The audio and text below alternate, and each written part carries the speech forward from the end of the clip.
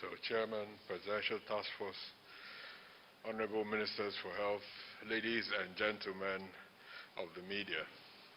I thought today to start from where the SGF stopped in reflecting on the visit and guidance by Mr. President over the weekend. Of course, Mr. President started by thanking all of us and all healthcare workers and everybody across the country that has been working very hard over the past 4 months now in responding to this outbreak. He then interrogated us in detail about all aspects of the response. And we went through the details of efforts being made by all sectors in driving the response. But I guess what touched me the most was where he ended up after that. He asked us about the impact the restrictions we're having on ordinary Nigerians, the impact it's had on farmers and people going back to farm, the impact it's had on small and medium-scale enterprises, and the millions of Nigerians that go out every day to earn their living.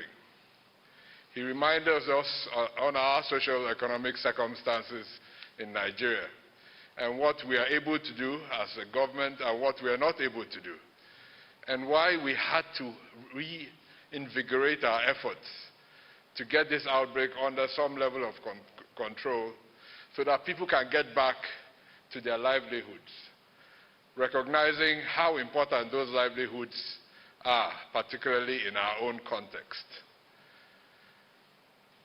And then we reviewed the restrictions and where we were and the level of compliance. And we reached a consensus that we will have to live with this for a few weeks, months, into the foreseeable future. But how do we do this safely, was his question. And the question that we all have to grapple with as a community. How do we restart our economies safely? How do we move from the narrative of a lockdown to a narrative of a safe reopening so that people can go back to their livelihoods while still staying safe as possible from this virus? How do we do that in the farms? How do we do that in the markets? How do we do that in the schools? How do we do that in transport? How do we do that in aviation? And really, this has to be our focus in the next few weeks. How does the small kiosk owner down the road manage his business in a safe way and realize that in planning for that, he can find a way to be safe, but also to restart his business? How can the barber shop restart his barbing business?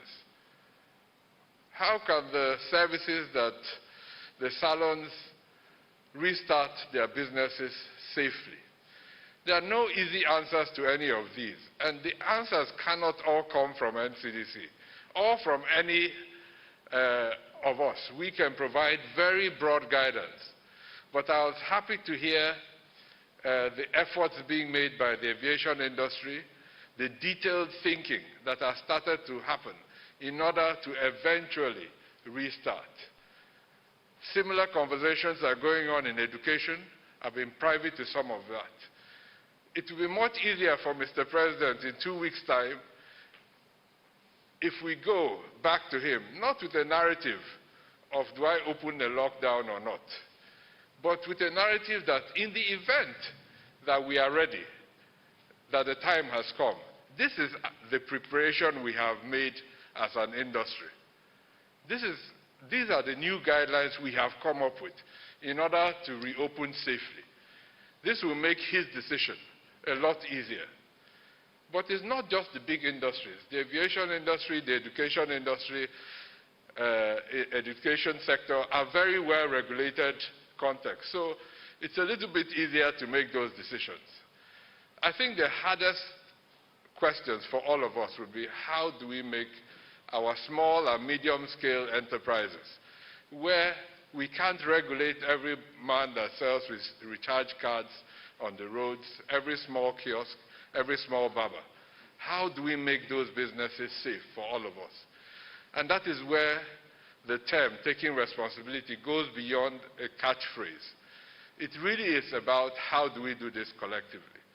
So next time you go out and walk down your street to sit down by the kiosk down the street, engage with the kiosk owner and have a discussion, because not everyone really has come to terms with why a small invisible virus has stopped the entire economy. It's very difficult for people to understand what is going on. This is not like crime or electricity or any of the other things that are more visualizable. For many people, they still doubt what is going on because it's difficult to explain why microorganisms are causing an entire economy to stop.